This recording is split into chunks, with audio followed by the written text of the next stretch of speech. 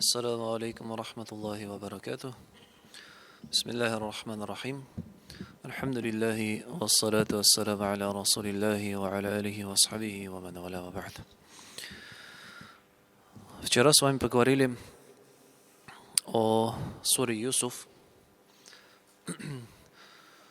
История о братьях и пророке Юсуфе, алейхиссалям, о том, как зависть братьев к Юсуфу побудила их к совершению действительно ужасного поступка. Посягательство на жизнь своего молодого брата и разрыв родственных отношений, отделение сына от родителей, от отца и дальнейшие последствия. Сегодня хотелось бы продолжить тему зависти. И как мы вчера сказали, зависть – это страшная болезнь в сердце. Ужасная болезнь сердца, которая, если от нее не вылечиться, не стараться ее подавить, она может привести действительно к пагубным последствиям для человека, как в этом мире, так, несомненно, и в следующей жизни. И пророк Мухаммад, саллиллаху алейхи вассалям, нам сказал о вреде зависти, что зависть, она подобна огню, поедающему дрова, поедает благие деяния человека. Зависть поедает благие деяния человека, подобно огню, который поедает дрова. В первую очередь следует отметить, вспомнить, что под завистью, которая запретна, подразумевается желание человека, чтобы человек, которому он завидует, лишился блага, данного ему Аллахом. Один видит в другом некое благо, некое достоинство, величие, богатство, знание, красоту и так далее. И вот этот человек, завистник, желает, чтобы он, то есть второй, лишился этого блага. Лишился этого блага. Вот это и подразумевается под завистью, хасад. А если же человек не желает, чтобы другой лишился блага, но желает себе такого же, как и у другого, при этом не желая вреда, то это уже не называется хасад по-арабски, зависть. Да, это можно назвать как мунафаса и также габта по-арабски. То есть это соревнование в благом или стремлении.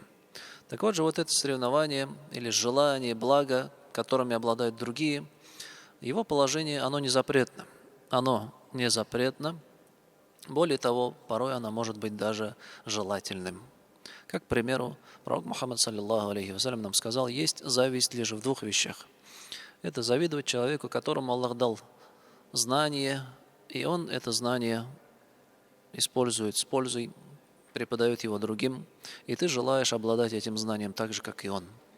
И также завидовать человеку, которому Аллах дал богатство, имущество, и он использует это имущество в благих целях на пути Всевышнего Аллаха Субхану ва Тааля. Такому человеку тоже следует завидовать, то есть желать, чтобы и у тебя было это благо, чтобы ты также мог им распоряжаться с добрыми намерениями. Однако же, если человек желает, чтобы другой лишился этого блага, причем иногда человек может даже не желать его себе. То есть иногда человек может увидеть в каком-то что-то хорошее, желает его себе, но при этом, чтобы у другого его не было. Или же может просто желать, чтобы у другого его не было, при этом даже себе этого не желая. Это еще более худшая степень. Просто ему не нравится, когда другим хорошо. И вот это очень дурное качество. Это качество лицемеров, качество неверующих. Как Аллах Субханаху ва Тааля говорит: «Ин тамсаскум хасанатун тасухум ва ин тусибикум саййату яфраху биха». Если вас постигнет благо, что-то хорошее, их это огорчает. А если же вас постигнет что-то плохое, то они радуются этому. Это качество лицемеров и неверующих людей. Таким образом, Аллах Субханаху ва Тааля их описал. То есть, когда какого-то из мусульман постигает благо, его сердце что? оно огорчается этому, оно печалится этому, ему не нравится, что кому-то хорошо. А если же наоборот кого-то постигнет что-то плохое, злое, с кем-то что-то случится, он этому радуется. Его душа, что она злорадствует, ей нравится это. И это действительно ужасное качество, ужасная болезнь. И чтобы определить путь лечения от этой болезни, в первую очередь нужно определить причины, из-за которых зависть появляется. Первое и одна из распространенных причин зависти – это ненависть в сердце к другому человеку, которая чаще возникает после каких-то конфликтов, ссор и спорных моментов. То есть, если ты с кем-то поругался, поссорился, конфликтовал, и в сердце у тебя осталось чувство злости, которое переросла в ненависть, которую ты испытываешь к этому человеку, то ты в любом случае, видя в нем что-то хорошее у тебя в сердце, появится зависть. Потому что ты его видишь как некого врага, который тебе навредил, который сделал что-то плохое, который плохо о тебе отозвался. И каждый раз, когда ты видишь, что с ним что-то хорошее случается, завистник, да, он за это переживает, ему это неприятно. А если же видит, что тому, с кем человек поссорился, поругался, что-то плохое с ним случилось, он этому в сердце радуется, он этим доволен. Это очень распространенная болезнь. То есть первая, основная причина зависти – это злоба и ненависть, которая находится в сердцах людей друг к другу. И поэтому пророк Мухаммад, саллиллаху алейхи вассалям, нам завещал: «Ля тагдаб» – не гневайся. Не гневайся. Какая бы ситуация ни произошла, с кем бы ты ни повздорил, ни поссорился, надо стараться, чтобы эта ссора, она не переросла во вражду и в ненависть. На месте поговорить, решить вопрос, извиниться перед друг другом, простить друг друга. Ведь Аллах Субхану ва Тааля говорит: «Ва анта афу акрабу литтаква». Если вы простите, то это ближе к богобоязненности. Если вы простите, то это ближе к таква, богобоязненности. Конечно же, это непросто. Когда кто-то посягнул на твою честь, или оскорбил тебя как-то, или еще что-то, простить этого человека нелегко. Но если человек простит, то и он испытает сладость веры, сладость богобоязненности. Вторая причина зависти – это нежелание человека быть униженным. Скажем, он на работе является лучшим сотрудником, и тут кто-то другой начал хорошо себя проявлять лучше, чем он.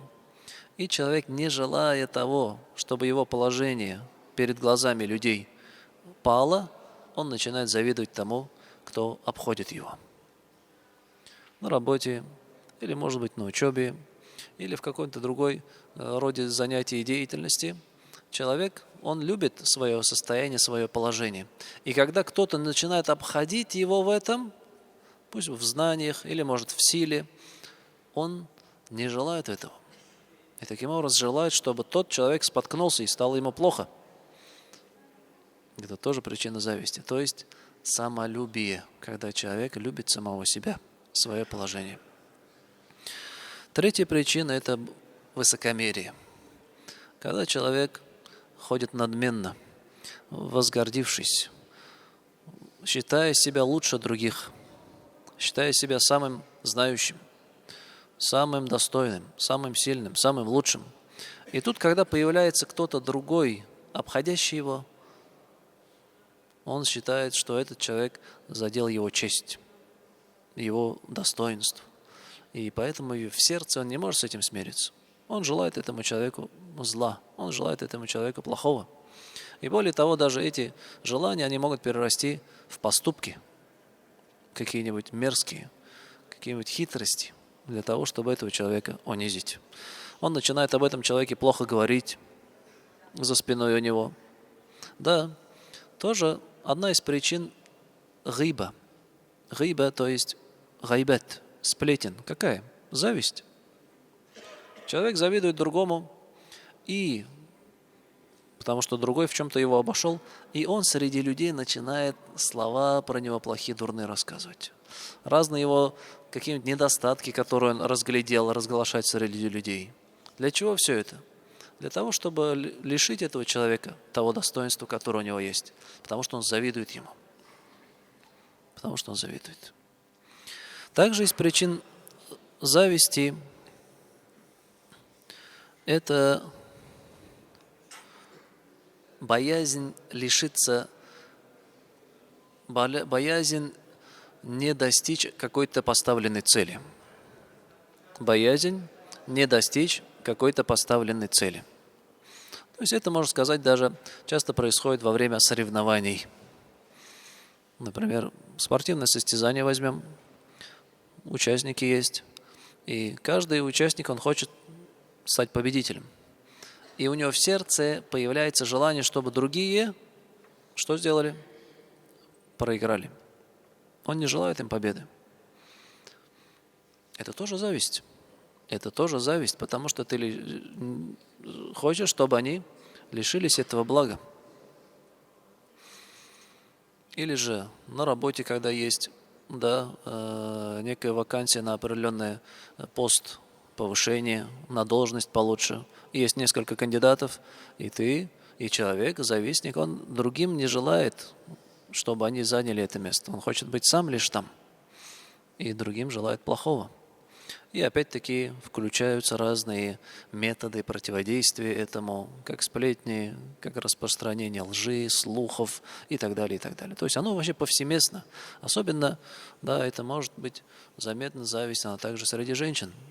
Когда женщины завидуют друг другу во многих вопросах и начинают потом из-за зависти распространять различные дурные слова, слухи. И примеров из жизни этому очень много, случаев очень много. И еще одна причина зависти, она и самая худшая, это когда человек, он скуп и жаден в душе. Если вот эти предыдущие причины, гнев, ненависть, его можно как-то еще излечить. Высокомерие, тоже есть пути избавления от этого. Боязнь того, что ты не достигнешь цели, тоже это можно. То есть есть какие-то определенные причины. А порой бывает человек, он просто в душе скуп и алчен. Он никогда не хочет, чтобы кому-то было хорошо.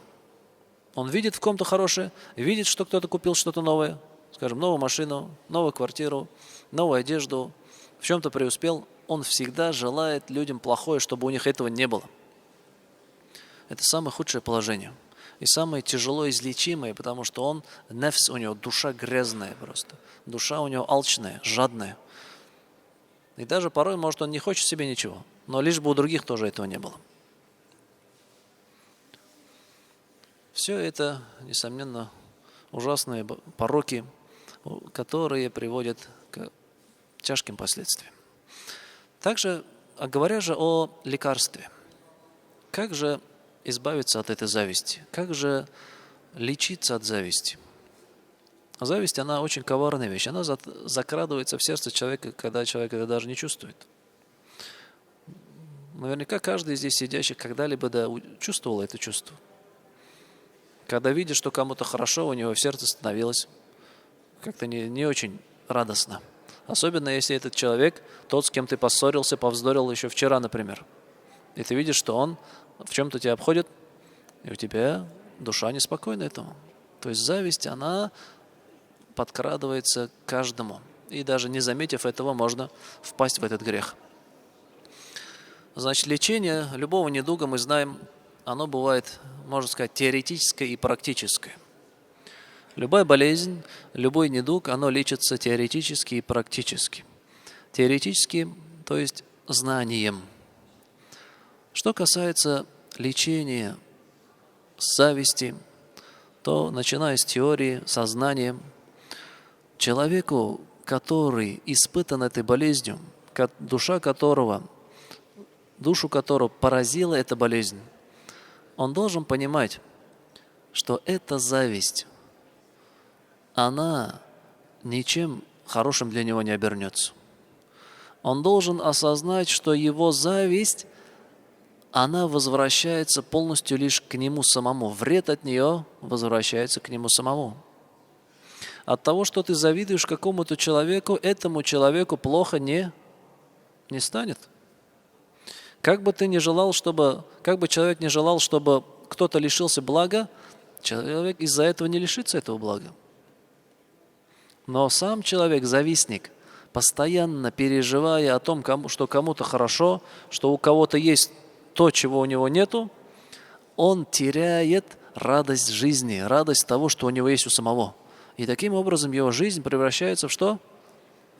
В некий кошмар, в некий ужас, некое переживание. Он постоянно занят тем, что обсуждает других, постоянно занят тем, что говорит о других, замечает у людей. А в то же время у него же есть то, что Всевышний Аллах ему дал. Но он не может этим насладиться, вкусить это из-за зависти. Он не находит радость в тех вещах, которыми Аллах Субхану ва Тааля его одарил.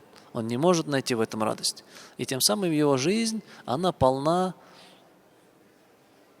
тревоги, полна ненависти, полна зависти. И таким образом человек проводит свое время в очень дурном состоянии, в очень дурном положении.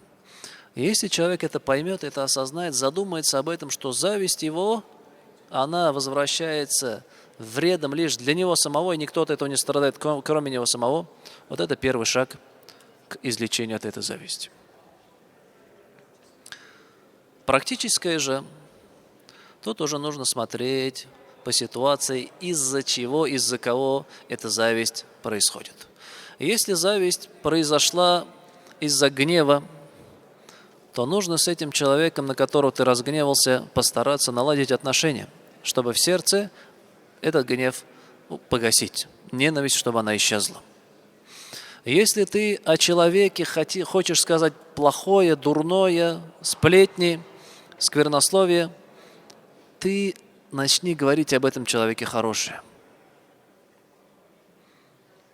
Ты завидуешь ему, и человек завидовал кому-то, говорил о нем плохие вещи. Надо перестать говорить плохое и говорить хорошее среди людей, распространять хорошее. Если зависть человека мешает ему сделать добро, сделать хорошее к тому человеку, которому он завидует, то нужно перебороть себя и начать ему помогать, начать ему содействовать, начать оказывать какую-то поддержку и так далее. То есть надо смотреть, практическое лечение зависти в том, надо смотреть, на что влияет зависть человека. Если она приводит его к сплетням, то он должен начать говорить хорошее о том, кому он завидует. Если она приводит к тому, что человек не может оказывать поддержку, помощь, содействие тому, кому он завидует, он должен начать помогать этому человеку. И так далее, в зависимости от последствий зависти, и лечение зависти будет лечением этих последствий. На этом мы, иншаллах, завершим. У нас 5 минут времени еще остается. Субханак Аллахума бихамдика, ашхаду ан ла илляха илля анта, астагфирука ва атубу илейк. Аллаху акбар, Аллаху акбар. Аллаху акбар, Аллах.